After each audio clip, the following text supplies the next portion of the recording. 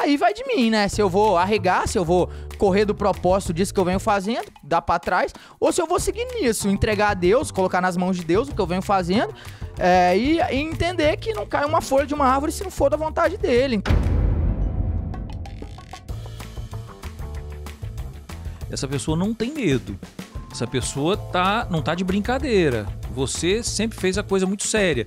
E eu te falo pelo seguinte, se você tivesse telhado de vidro, já tinham jogado pedra e já tinha quebrado. Nós estamos aqui com um convidado que é muito especial, eu admiro muito, apesar da pouca idade, mas a experiência que muita gente não tem, pouca gente tem a experiência que ele tem. Uma pessoa que é empreendedora, defensora dos valores que ele acredita. Nós estamos aqui com o deputado Lucas Polezi. Deputado, muito obrigado. Eu que agradeço, é um prazer estar aqui no Legalcast, podendo bater esse papo. Agradeço aí a honraria, obrigado mesmo pela consideração e pelo convite. E vai ser um prazer bater esse papo. A honra é nossa. Você sabe que o convívio que eu tenho com meus amigos, todo mundo... eu tenho 50 anos de idade. E meus amigos têm de 50 para cima. Os meus clientes, grandes empresários, eles têm uma admiração pelo seu trabalho fora do normal, assim. Que legal, eu agradeço demais. Rapaz, até hoje eu conheço meu eleitor aí na rua. Eu passo por alguém e a pessoa fala: rapaz, eu votei em você, eu tô te vendo a primeira vez agora. E tudo gente que foi conhecendo na internet. Então, assim, tem que ser muito grato mesmo, ter muita gratidão pela oportunidade que essas pessoas deram, sem nem me conhecer, vendo, acreditando nas coisas que eu falava, que eu fazia, né, na época de campanha. Pode mandar um abraço pros seus amigos e agradecer por mim. Não, mas você fala que as pessoas não te conhecem, mas elas te conhecem. Você é nascido em Cariacica, mas viveu em Colatina grande parte do seu tempo, né? Me conta um pouquinho dessa trajetória, como é que foi isso aí? Depois dos 8 anos. Eu nasci em Cariacica, em Bela Aurora, ali do lado da Pastoral, ali da pracinha de Bela Aurora. Quem conhece ali vai saber de onde eu tô falando. Meus avós moram lá até hoje, tios. Só que com 8 anos de idade, a minha família quis se mudar pra Colatina porque a gente vive de roça, né? A gente tem uma roça ali em Linhares e eu via pouco meu pai, porque ele vivia muito na estrada. A gente vivia numa fase bem apertada da vida, bem difícil. E aí ele tava sempre indo pra Linhares, aí conseguia ir uma vez no mês, conseguia voltar pra Cariacica pra ver a gente lá, tirava coco na época, trabalhava pra caramba, era bem difícil, e a violência crescendo muito na época. Era um período de Cariacica ali, pra quem se lembra, que eram dias bem difíceis. Chegou mataram uma pessoa no portão de casa ali, né, assassinado na rua de tiro. Aí juntou o útil ao agradável, né? Juntou essa situação de melhorar financeiramente pra gente ter convívio com o nosso pai, um convívio maior, e também da violência, a gente decidiu mudar pra Colatina. E dali, a partir dos 8 anos, eu toquei, né, a vida ali e fui voltar pra Vitória agora, na época de eleição, pra poder disputar, né, e assumir o mandato. Agora, você, muito novo, você criou um instituto que fiscalizava os políticos capixaba. Era só capixaba ou era do Brasil? Era só capixaba. Só capixaba. Você tinha quantos anos quando você montou esse instituto? Eu tinha uns 17 anos de idade. 17 anos de idade. 17 anos, pois é. E o nome instituto foi, na verdade, até pra que alguém me desse atenção, né? A sacada foi essa. Como eu era muito novo, você vê que eu tenho cara de menino, de adolescente até hoje, com 27 anos, imagina com 17. Então eu imaginava, bom, se eu começar, eu queria falar de política, eu estudava política, eu lia livro e queria opinar sobre e falar minha visão de mundo. Só que eu imaginava, bom, com essa minha cara, de novo, moleque, ninguém vai querer ouvir o que eu tenho pra dizer, ninguém vai considerar. E aí que eu pensei, eu vou criar uma página na internet que o nome é Instituto, porque aí as pessoas vão falar, ó, não é o moleque Lucas Polezi falando, é o Instituto. E aí elas iam começar a me ouvir, querer me ouvir. E eu comecei a dar minha opinião ali nesse Instituto e opinar e fiscalizar. Fiz isso durante anos, uns 2 anos, assim, sem nem mostrar minha cara, opinando, até ganhar uma credibilidade, a página, pra aí eu começar a aparecer e as pessoas falarem, não, é um moleque, mas ele vem fazendo um bom trabalho aqui, vamos ouvir. Agora, com 17 anos de idade, seus colegas estavam jogando videogame, né? E você tratando da política capixaba, de fiscalizar. E você sabe que com 17 anos de idade, eu acho que você botava medo em muito político. Porque essa fiscalização que você fazia era muito séria, o pessoal te respeitava muito, Lucas. Eu fui buscar informação, eu vi vídeo seu em audiência, com uma juíza, acho que foi, não foi? Você explicando. Em Colatina. Como é que foi isso? Me conta essa história. Esse aí já foi bem mais recente, esse processo. Antes dele, eu tomei vários outros. De vários políticos do estado, né? Acontecia isso. A gente começava a fiscalizar, mostrava uma licitação, alguma coisa errada, um contrato, um gasto desnecessário, e aí logo vinha um processo, né? Quando Principalmente quando a gente pegava na ferida mesmo, quando a gente... Geralmente o político, ele processa quando incomodou mesmo, né? Quando você foi ali no que prejudica ele, aí ele vai pra tentar te censurar através dos mecanismos legais. Então, esse aí foi um processo de Colatina que foi nessa linha. A gente teve um ex-prefeito lá na cidade, que a gestão dele se envolveu em muitos escândalos, chegou a ser condenada por desviar dinheiro de asilo e orfanato lá na cidade. Mesmo? Foi um desvio de 9 milhões de reais. A primeira-dama era secretária de assistência social, então o prefeito já tinha botado a esposa na secretaria que lidava com isso mesmo. Você tá brincando? Sim, teve uma operação do MP, Jogo de Damas, acho que foi o nome da operação, porque eles tinham uma ONG que era Damas de Caridade, e era através dessa ONG que eles roubavam asilo e orfanato. E aí eu divulguei isso, mas isso já era uma coisa que tinha amplo conhecimento público. O MP tinha feito operação, divulgado, os veículos de comunicação. Só que quando eu divulguei, fiz vídeo batendo nisso lá na cidade, repercutiu muito. E aí ele quis me censurar e calar na justiça. E aí foi aquele vídeo lá que a gente do julgamento, aquilo ali, e terminou com eu vencendo o processo, né? Mais um deles, dos que eu fui processado, e graças a Deus a gente obteve a vitória na justiça, né? E você recebe muito processo, né? Porque eu te acompanho no Instagram. Você, oficial de justiça, toda semana tem um vídeo do oficial... Eu já virei amigo de vários. Eles vão lá, ficam tomando café, a gente conversa. E você encara isso como, Lucas? O que você acha desse monte de processo que você recebe? Cara, eu acho que é uma consequência natural do trabalho que eu me propus a fazer, né? Do propósito que eu tô seguindo. Se eu tivesse entrado na política pra ser mais um parafuso do sistema, pra fazer parte do jogo, pra ser só mais um ali tocando maracutaia, fazendo tudo que eles já estão fazendo aí há décadas, eu tenho certeza absoluta que eu não receberia processo nenhum.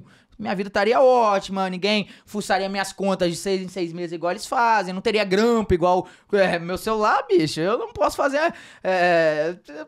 Tem grampo, com certeza, eu sei pela boca de gente da base do governo que os caras me vigiam. Você fala grampo ilegal.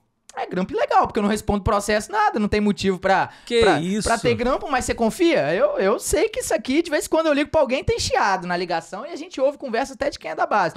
Então, eu sei que minha vida teria paz em 100% do tempo se eu tivesse fazendo o que a maioria tá fazendo. Mas como eu me propus a fazer uma coisa diferente, a tentar mudar as coisas, a tentar lutar pra inverter um pouco essa lógica de valores que se impôs na nossa sociedade, onde só quem presta, onde só o que vale a pena é ser vagabundo, é fazer o que é errado, é ser criminoso. E ser honesto não tem vantagem nenhuma mais em ser honesto. Então, eu sei que eu vou ser perseguido, eles vão meter processo mesmo. Aí vai de mim, né? Se eu vou arregar, se eu vou correr do propósito disso que eu venho fazendo, dar pra trás, ou se eu vou seguir nisso, entregar a Deus, colocar nas mãos de Deus o que eu venho fazendo, e entender que não cai uma folha de uma árvore se não for da vontade dele. Então, enquanto eu tiver que cumprir essa missão, enquanto Deus achar que eu tenho que fazer isso que eu tô fazendo, eu sei que eu vou continuar, eu vou ter a minha liberdade, e até se eu for preso depois, eu sei que é pra cumprir algum propósito. Até o que acontecer na minha vida, eu sei que tem um propósito nisso, uma fundamentação nisso. Então, eu não me preocupo muito com essa situação, não. Eu entrego a Deus o que cabe a ele e faço a minha parte, que é o que cabe a mim. E assim vou tocando. Mas eu vou te falar uma coisa. Quem, com 17 anos, funda um instituto, fiscaliza políticos e bota a cara na frente, como você colocou, essa pessoa não tem medo. Essa pessoa não tá de brincadeira. Você sempre fez a coisa muito séria. E eu te falo pelo seguinte, se você tivesse telhado de vidro, já tinham jogado pedra e já tinha quebrado.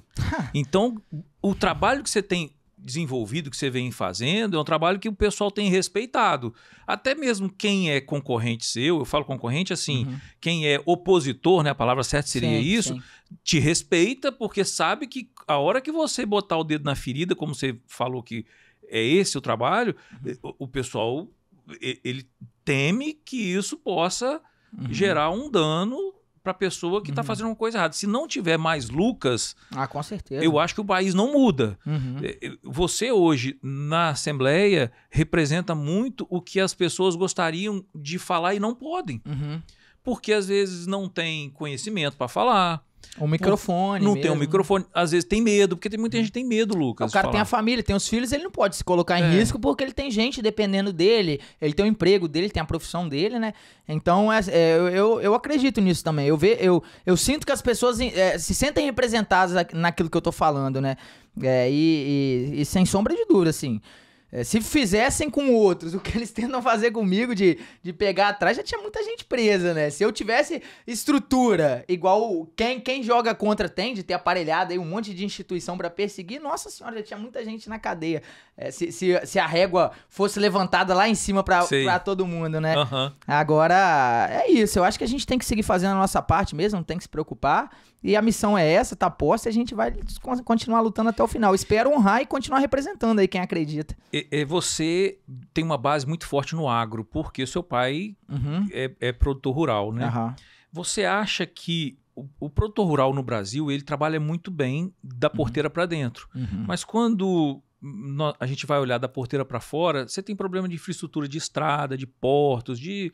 Sinal de celular, sinal é uma de coisa celular, básica, né? que eles não têm. Escola, dentista, acesso, distância, logística. São só problemas, né, na verdade. O produtor rural hoje eu vejo assim como o cara que menos demanda do poder público e o que mais é esquecido, né? A gente vê como que é o Estado, a presença do Estado, quando ele quer chegar lá no produtor. Eu gravei vídeo. Ele vai lá com o INCRA pra poder tomar terra. Ele vai lá pra poder mostrar o caminho pro invasor do MST, onde é que é o terreno do cara pra tentar tomar. Então, acho que tem um longo caminho a fazer.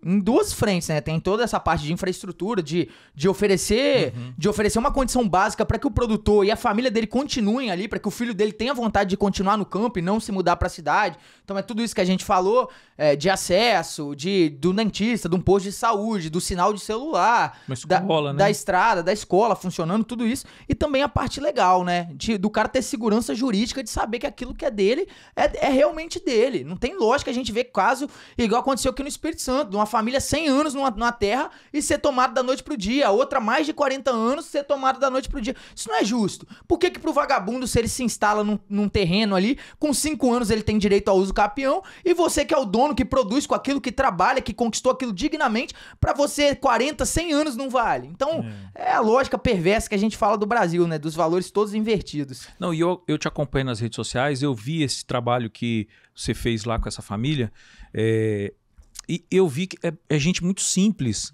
é gente trabalhadora, você vê que é gente de pé no chão realmente. Que não conseguia nem acompanhar o processo, que nem sabia o que estava acontecendo e os caras dando canetada lá. Isso é de uma covardia, assim, que é inexplicável. E assim, eu vejo que você chegou, acompanhou essa família, se não fosse você, talvez eles não tinham mais a terra hoje, né? É possível, eu não falo eu, mas se não fosse a população repercutindo, querendo saber mais dessa história, indo pra cima, cobrando resposta do poder público, sem sombra de dúvida, essa família não teria mais essa terra, se não fosse o apoio popular. Você acha que tem que mudar a legislação pra isso, Lucas? Com certeza, com certeza. Rapaz, o que é função social? Função social que eles cobram de propriedade. Função social é a opinião do governo.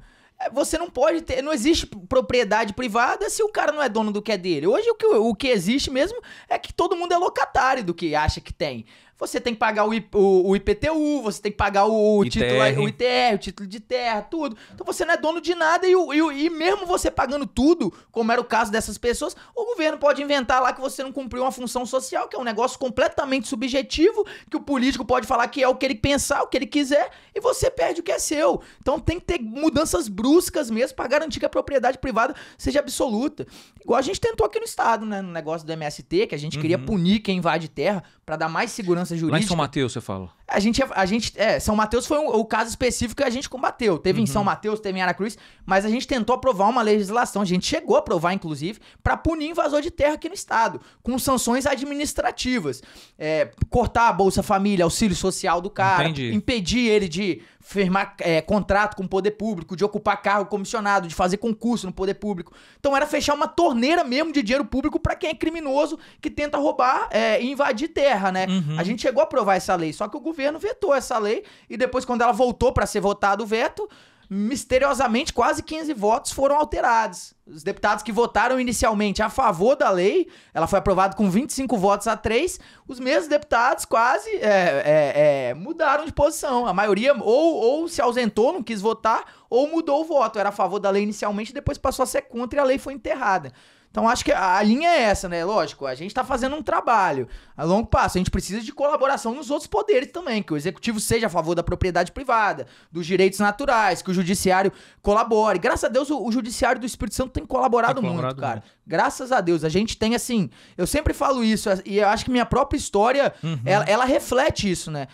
O nosso judiciário não tem nada de comparado. Entendi. Tanto que eu tô há quase 10 anos aí batendo de frente com as autoridades mais poderosas do Estado, com o governador, com o senador, com o deputado, e tô aqui livre. E não tô condenado, não perdi processo, não fui depenado em multa. Eu tô tendo minha liberdade resguardada. E isso, graças, tem que ser muito grato a grandes juízes, grandes procuradores que tem aqui no Estado. Eu posso ler diversas sentenças que eu recebi aqui no Espírito Santo de pessoas do Poder Judiciário, sim, que são brilhantes, que você lê, chega a dar orgulho deles defendendo o direito à liberdade de expressão, da liberdade de manifestação, da liberdade de pensamento. É um oásis mesmo o Espírito Santo comparado a outros estados, né?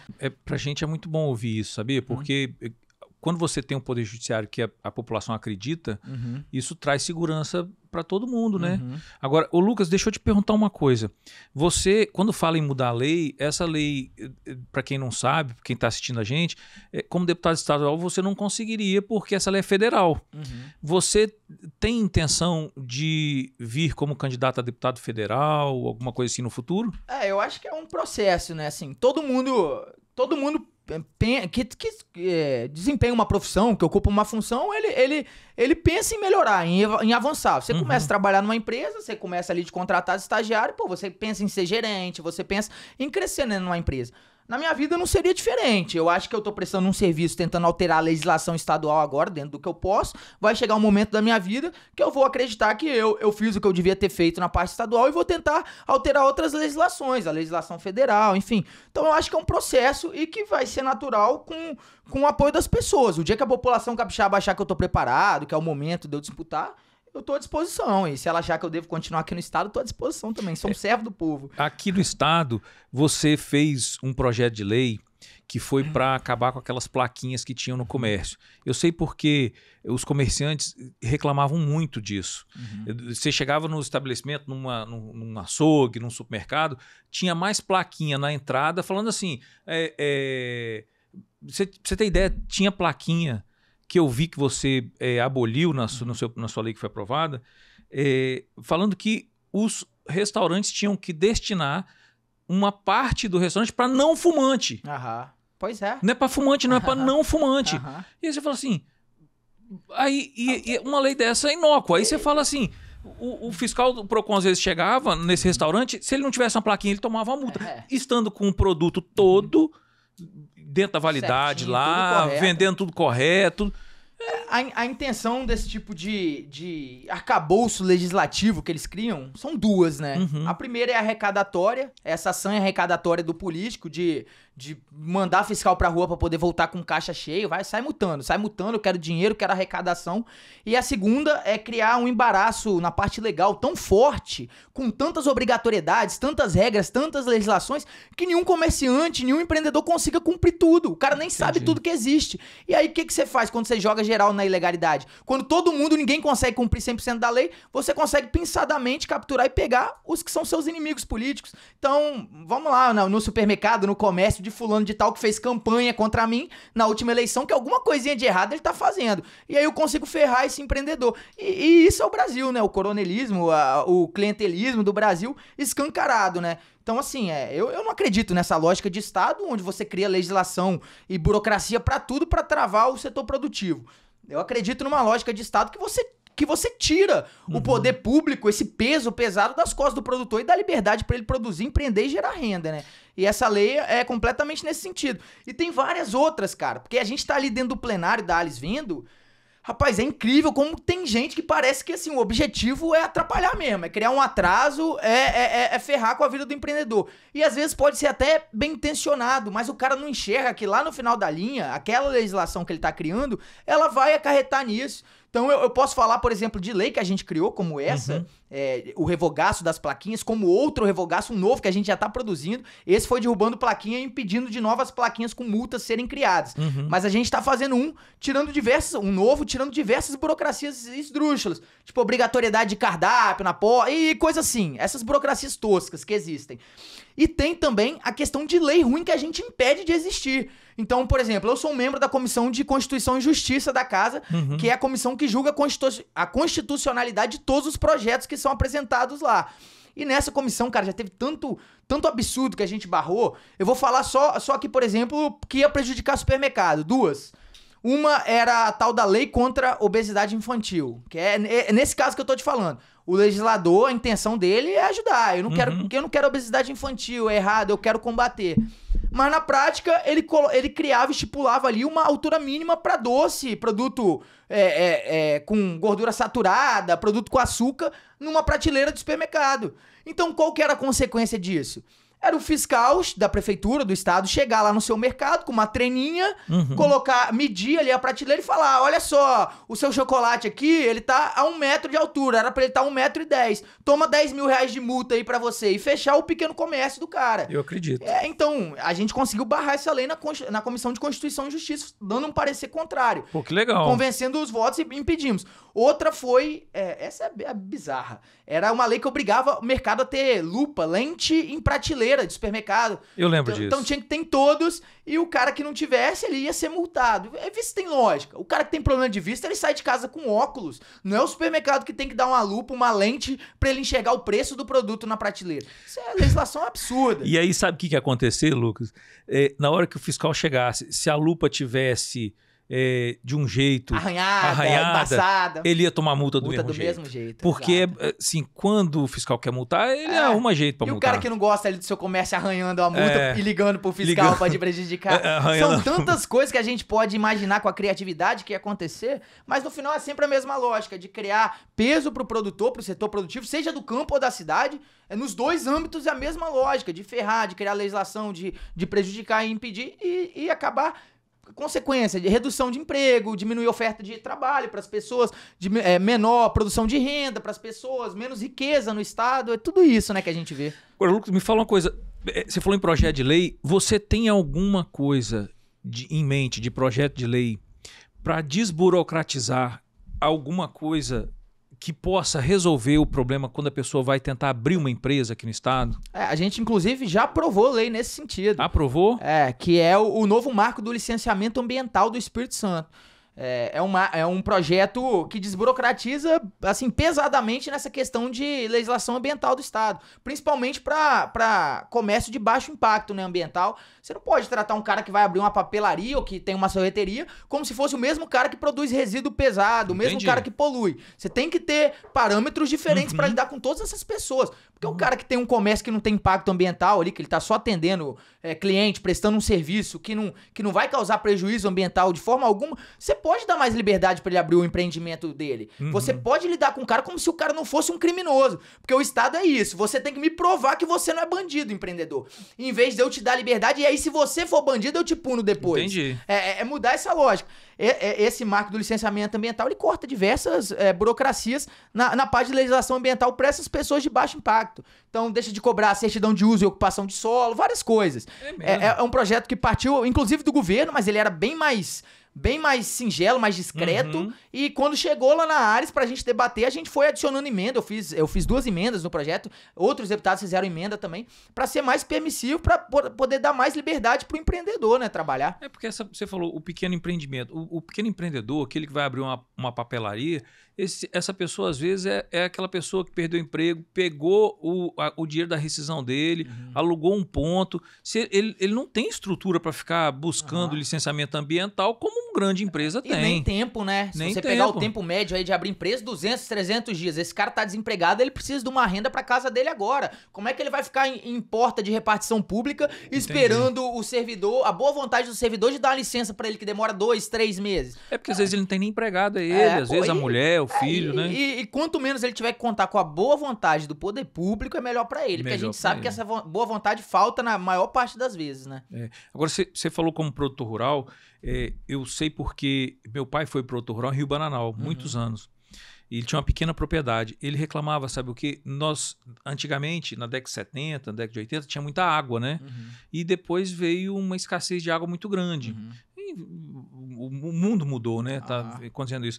E aí ele falava assim, a gente precisava fazer umas barragens para poder reter mais água. Barragem, projeto de recuperação de nascente, tem muita coisa que tem que fazer. Esses são os grandes problemas ambientais do nosso estado, né? Mas, infelizmente, os políticos, principalmente essa galera do mainstream, acha que o problema ambiental do Brasil é gás carbônico, é isso que, na verdade, quem é produtor de gás carbônico, quem tem que se preocupar com isso é China, Europa, Estados Unidos. O Brasil não produz nem 1% do dano ambiental carbônico do mundo, né? Mas, em compensação, você olha da janela da sua casa, se tem um rio passando, você sabe que tem esgoto ali dentro. Verdade. Não existe um rio do Espírito Santo, urbano, que não tenha lixo e esgoto sendo despejado. E todo mundo fecha a vista pra isso e vai lá pra Europa, pra Suécia, pra Escócia, pra debater COP27, gás carbônico, enquanto esquece aqui de dentro de casa. O lixão e o esgoto tá passando. E a mesma coisa no ambiente rural também. A destruição de nascentes, a falta de barragens, tudo isso é um problema gravíssimo e que ninguém tá preocupado, né? Não, e ele me falava, sabe o quê? Quando ele queria fazer uma barragem uma vez na propriedade dele, e aí ele procurou um engenheiro ambiental, acho que era engenheiro ambiental florestal, para poder fazer, tinha que fazer um projetozinho para dar entrada no IEMA, para poder conseguir uma licença. Isso não saiu. A gente ficou mais de 10 anos lá na roça para conseguir a nossa. Não saiu, a dele não saiu. Caraca, nunca? Nunca, ele morreu. Pior que a gente 10 anos assim, dele... É porque não ia acompanhar, não, sabe? Não, nem não vai ia ver, lá e tal. Então, assim... Você acha que demora pro operador, pro perito ir lá ver o terreno e... Mas não tem interesse, né? É isso que eu falo, assim, o meio produtivo sofre com isso, demais, né? Demais, cara, demais. Eu tava vendo, em Linhares, IDAF tá fazendo atendimento virtual, pô. Tem lógica isso? O produtor, qual o percentual? Será que eles já olharam um estudo, algum relatório disso pra ver o percentual de produtores que consegue conectado, que consegue utilizar um celular pra entrar num site, num cadastro? Às vezes tem não, lógica um IDAF que lida com produtor, não tá fazendo atendimento presencial? É muito difícil. É uma situação de abandono tenebrosa. É muito difícil. Vai olhar a linha de ônibus, por exemplo, qual o percentual aí de propriedade rural, de imóveis rurais que tem linha de ônibus passando pra eles? Você sabe que meu pai tinha meieiro na propriedade dele, e um dia ele foi processado pelo Ministério do Trabalho e foi levado eu acho que era Linhares. Linhares tem Polícia Federal, é São Mateus, eu acho. Linhares tem também. Linhares. Porque o que aconteceu? Ele tinha uma família de meieiro e tinha um filho que tinha 14 anos, 13 ou 14 anos, o menino estava nas férias da escola, e o pai e a mãe estavam capinando, e eles levaram o filho junto para poder capinar. O menino 1,80 m, 14 anos de idade, capinando. Chegou a fiscalização do Ministério do Trabalho lá, falou que era trabalho infantil. Escrava, perigoso perder até o terreno. Já tem dispositivo legal garantindo. Que era trabalho infantil, e ele foi autuado pelo Ministério do Trabalho, teve que fazer TAC, assinar. Eu falo assim... Isso desanima o produtor, sabia? O produtor fica desanimado com a situação lá na dessa. nossa roça mesmo, dou um exemplo aqui, no secador, a gente tinha apenas feito o secador no primeiro ano que a gente tinha feito, tinha acabado de levantar ele, levantou ele já pra colheita, pra começar a trabalhar, tava levantando ainda em obra, a gente já trabalhando lá na roça, né, na panha. Aí chegou a fiscalização lá. Nossa, tomamos multa porque não tinha construído ainda, acabado o banheiro, não tinha box no banheiro ainda certinho. Acabado. Aí o que é o resultado? Acabamos o banheiro, nunca o meieiro usou. Você sabe como é que é roça? Meieiro vai no mato, vai na árvore, vai usar lá, não vai no banheiro dar descarga, né? Tá lá o banheiro lá completinho, acabado, sem uso, e a multa que a gente teve que pagar do banheiro em obra na fazenda. No Brasil tem muito isso, né? É só mesmo pra fiscalização ver, pra atender, mas às vezes na prática acaba não usando. E aí arrecadar as duas frentes. Arrecadatória e de expurgo seletivo contra quem você quer pegar, né? Que é a forma que eles mais fazem para poder prejudicar alguém. Ô Lucas, eu fico muito feliz de ouvir uma pessoa tão jovem como você, e volto a repetir, falando coisas tão importantes que muita gente não tem coragem de falar. Muito obrigado. Você sabe que o que você fala com uma propriedade tão grande, com um conhecimento de causa, porque você vivenciou isso que você está falando comigo. Você não está falando porque você ouviu dizer, porque você viu, porque você leu, não. Você vivenciou isso, você viveu na roça.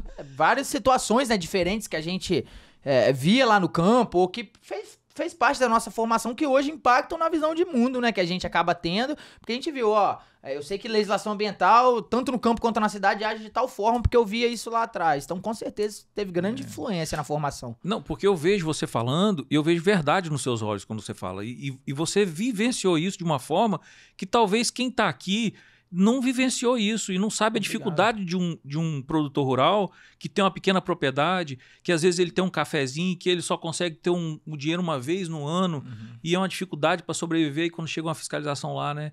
Coitada, a pessoa às vezes não tá, desanima a pessoa. É o que eu falei, o Estado nunca aparece lá pra poder falar, olha, vai ter dentista atendendo uma vez por semana aqui, acabamos de instalar uma torre aqui de telefonia em parceria e vai ter sinal. Mas ele chega lá pra isso, pra no meio de uma apanha, você levantando 4 horas da manhã pra pegar a saca de café na roça e levar pro secador, o fiscal passar lá e falar, eu vou te multar porque você não acabou seu banheiro aqui, olha. Isso é duro, viu? É triste. É triste, mas é a vida do produtor rural. Isso um dia vai mudar, viu, Lucas? Com certeza. Eu acho que na vida é ação e reação, né? O produtor rural é culpado disso, porque você desligou da política pública, se isolou no campo e não quis participar do processo democrático, e aí quem tava aqui foi massacrando mesmo, e agora é uma tendência natural, você vê que o agro tá começando a fazer parte do processo democrático. Antes, há 10 anos atrás, as pessoas tinham vergonha de falar que eram agricultores. Hoje é um orgulho falar que é do agro, eu sou do agro, você vê na internet, na rede social, gente jovem quer falar que é cowboy, então tá tendo uma mudança cultural. E isso, consequentemente, vai fazer com que essas pessoas participem mais do processo público e que o agro seja cada vez mais valorizado no Brasil. Até porque o agro representa 1/3 do PIB brasileiro, né? Com certeza. Isso é uma coisa assim, se tirar o agro, o Brasil... Nos momentos de crise, foi o agro que segurou. E nos momentos de boom econômico do país, o agro foi o puxador, né? Foi a mola propulsora. Foi isso aí, exatamente. Eu acho que assim, o governo tinha que dar uma atenção ao agro como ele não dá. Eu acho que falta linha de crédito, entendeu? Se garantisse segurança jurídica, já era grande coisa. Do avanço. O cara saber que a terra é dele, e o cara saber que não vai vir um fiscal aqui inventar coisa da cabeça e ficar botando multa subjetiva por perseguição. Se acontecesse isso, já era um grande avanço. Rapaz, uma vez deu uma enchente lá na roça, a gente tem a represa lá, né, de café. E em volta dessa represa tem as plantinhas lá, os pés de mato, né, na borda da represa. Rapaz, deu uma enchente lá, isso não foi uma coisa que a gente fez, não. Foi uma enchente, um processo natural.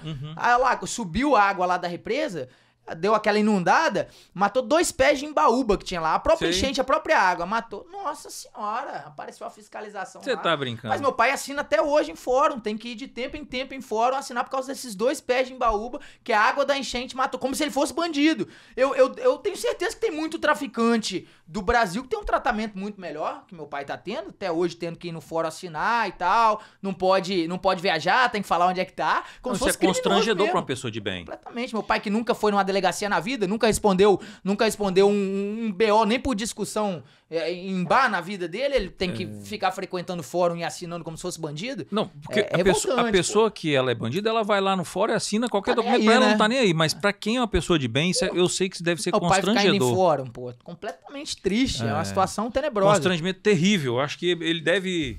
sentir assim... A ação é persecutória, né? Persecutória. Você poderia fazer um acordo facilmente resolvível do cara, replanta aí os 2 pezinhos de embaúba que aconteceu de morrer, você faz assim como não tem dolo, como é uma situação comprovada que não tem dolo, por que você não se faz um acordo pra poder facilitar tanto pro poder público quanto pro meio ambiente, já que o problema é as 2 árvorezinhas, quanto pro produtor, pra ele não ser constrangido, não sofrer abuso? Então a palavra é essa, é constrangimento. Com certeza. Mas, ô Lucas, assim, eu tenho uma pessoa que, na minha profissão, que era uma pessoa muito corajosa, que era o doutor Agesandro da Costa Pereira, foi presidente da Ordem muitos anos. Uma vez ele me falou o seguinte, que eu perguntei a ele, porque ele combatia o crime organizado no Espírito Santo naquela época. E aí eu perguntei ele se ele não tinha medo. Ele falou assim que medo ele tinha, mas o dever dele de buscar a verdade era muito maior do que o medo. Eu sinto que você segue muito isso também, né? Pela sua fala. Com certeza. O que adianta eu viver numa pseudo-segurança aqui, acovardado e vendo o mundo seguindo por um caminho que eu discordo, vendo inversão de valor, vendo tudo, meu futuro caminhando pro precipício, e eu falo, não, mas é importante que eu tô seguro aqui na minha pseudo-segurança. É o que eu falei sobre Deus, né? Eu acredito que eu tô nessa por propósito. Se não fosse por propósito, eu não teria tido essa ideia de abrir um instituto com 17 anos de idade. Eu teria ficado jogando bola ou videogame. Eu não teria feito tudo que eu fiz, atravessado os processos que eu atravessei. Eu não teria entrado em fórum 40, 50 vezes na vida e saído com a vitória. Eu teria sido já destroçado, depenado e acabado da minha vida. Mas por que isso tudo aconteceu? eu acredito muito na ação de Deus e em propósito pelo que eu tô fazendo. Então eu acho que eu tenho que cumprir esse propósito, seguir fazendo o que tiver que ser, vai ser. Se eu tiver que me ferrar, se eu tiver que morrer, tudo vai seguir o propósito que tem que caminhar. E até na cadeia, eu sei que eu vou estar cumprindo esse propósito. Se os homens lá da toga quiserem me pegar, não, eu tô falando demais... Você tem propósito. Eu acho que não. Você tem um caminho muito brilhante pela frente. Obrigado. E eu acredito nisso. Eu queria que você deixasse uma palavra final para os nossos ouvintes e o microfone é seu. Eu fico muito agradecido pela sua presença aqui. É um orgulho te conhecer. Pessoalmente, assim, eu já te conhecia, mas assim, mais profundamente, você contando a sua história. Você é de eu sou de Colatina, nasci em Colatina. Qual bairro lá? Eu morei num bairro chamado Vila Lenira, no Buraco da Comadre. Você lembra disso? Quem não conhece. Perto do Morro das Peroba, que hoje é Olívio Morro da Peroba. Morro das Peroba. Hoje tem o nome. Eu acho que é Olívio Zanotelli. Olívio Zanotelli, antigamente era Morro das Peroba. Estudei no Rubens Rangel minha vida toda, depois fiz 2 anos no Marista e depois vim pra Vitória. Eu estudei em escola pública também, a vida toda. Ali em Colatina a gente é Maria das Graças. Eu estudei Raul Gilberti, depois fui pro Poli, que é o Poli ali. Polivalente ali. Famoso, e depois fui pro IFES. Muito legal. Pode deixar sua mensagem final para os nossos ouvintes aqui. Eu agradeço demais o espaço aqui, conversar com gente boa, gente que tem essa visão de trabalhar por um estado melhor, por um país melhor, que quer produzir, que quer empreender, que quer tocar esse país para frente, esse estado para frente. Então eu agradeço de coração a oportunidade que tá aqui, de estar aqui. E para a população que assiste, para as pessoas que estão vendo a gente, é o recado da gente trabalhar constantemente por essa mudança. É legal ver essa geração que está surgindo agora pelo país, como tem vários jovens aí, um monte de gente surgindo, que a gente vê que é uma geração que tá vindo numa missão diferente, de tentar transformar a política, de fazer a diferença, mas isso só acontece com a sociedade agindo junto, organicamente, todo mundo se informando, pesquisando, participando do processo político e principalmente na hora de votar, votando diferente para mudar. Então, esse ano a gente tem eleição aí, tem um processo democrático. Se você não concorda com tudo isso que a gente falou, com essa lógica de só quem não presta, só quem não presta ter mérito, valer a pena, você ser honesto, você só ser esculachado, tacado de lado, você não ter direito a nada, o cara que é trabalhador, que é cidadão de bem, tudo tá errado de cabeça pra baixo. Essa indústria da multa contra o setor produtivo do campo, da cidade, essa indústria da burocracia, essa indústria de atravancar tudo. Se você não concorda com isso, cara, pesquise o seu candidato aí no seu município, olha as propostas dele, mais do que proposta, que é o que ele tá falando agora quando ele quer te convencer. Olha o histórico dele, o que esse cara tava fazendo há anos atrás, qual é a história de vida dele, pelo que ele lutou até hoje. Olha a ficha dele, vê se esse cara não é vagabundo, se pintando como ovelha pra você. Enfim, trate esse processo eleitoral com seriedade esse ano, porque ali na urna é o único lugar no mundo onde o seu voto vale a mesma coisa que o do presidente, o do Neymar, de todas as pessoas. Trate essa arma que você tem com responsabilidade, com seriedade, e vamos participar desse processo para fazer a diferença e mudar o nosso estado, que eu tenho certeza que a longo prazo aí com a internet, com esse fenômeno da comunicação que tá acontecendo agora, a gente tem tudo pela frente se a gente lutar, se a gente brigar pela nossa liberdade, para que a gente não sofra censura. Tudo isso eu tenho certeza que o nosso país vai mudar, vai se transformar a longo prazo. Eu confio nisso e eu conto com todos vocês. Obrigado mais uma vez. Eu que agradeço. Muito obrigado. Pessoal, até a próxima.